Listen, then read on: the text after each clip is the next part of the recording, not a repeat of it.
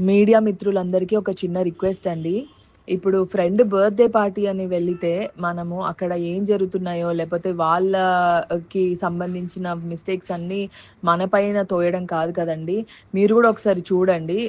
చూసి దాన్ని బట్టి నిజంగా ఏమన్నా ప్రూఫ్స్ లేపోతే ఏమన్నా మనం గూడా ఏమన్నా మిస్టేక్ చేశామని తెలిసుంటే అప్పుడు మీరు నా ఫోటో వేస్తే బావుంటుందండి. కానీ ఎలాంటి ప్రూఫ్స్ లేకుండా మీరు నా ఫోటో యూజ్ చేసి ఇలా నెగెటివ్‌గా చేస్తే నా కెరియర్‌కి ఎంత ఇబ్బందండి. ఎంత కష్టపడి I have come this far.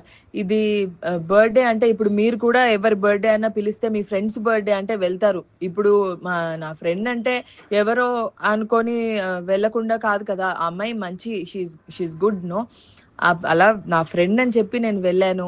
అలా అక్కడ జరిగిన సిట్యుయేషన్స్‌కి నేను బాధితురాలిలాగా ఇప్పుడు నా ఫోటోని మెయిన్‌గా ఇలా ఫోటో పెట్టి మరి చేయడం తప్పండి.